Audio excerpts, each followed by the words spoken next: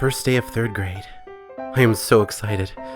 I got up, made breakfast, got my backpack, and waited for the bus to arrive. My bus was number 128. When I got to school, it was so much fun. First was circle time, where we all introduced ourselves to our teacher and to each other. After, we went to our assigned seat at our assigned table and had to draw our favorite thing we did over the past summer. My favorite thing was going to the water park with my family.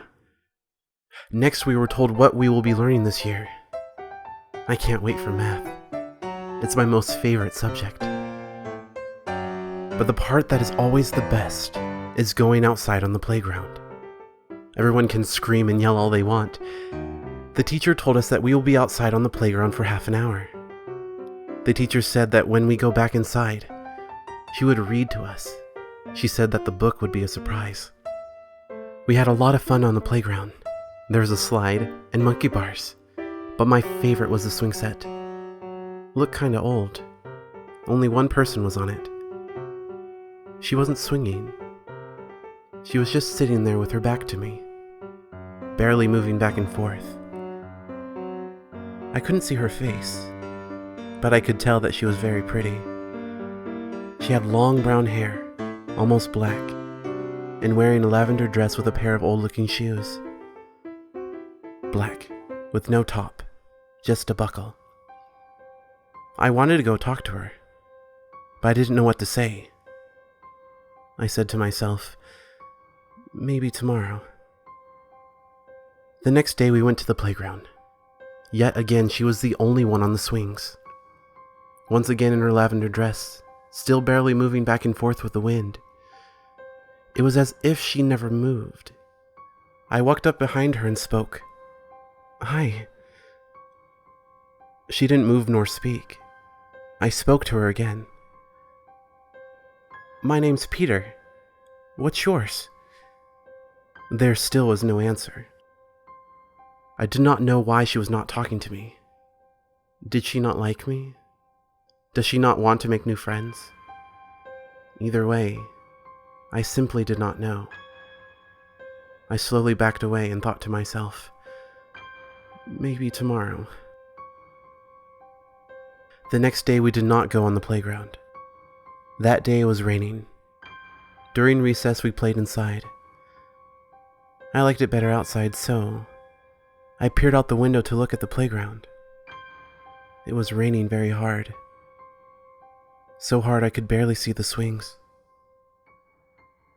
But I could still see that girl in her lavender dress, still sitting on that very swing, still slightly swaying back and forth. It was weird though. She was facing the opposite direction of me. Did she know I was looking her way? If so, how? And why were there no teachers bringing her inside? Did no one else notice her? Even with the downpour, she did not look wet either. Her perfect silk hair was perfectly straight down her back. I thought to myself, maybe tomorrow. The next day it was not raining or even sunny. The sky was covered with clouds with a good breeze. When we were let outside, I went straight to her. Straight to the girl in the lavender dress. She had her back turned to me. I went in front of her, but there was nothing but her back.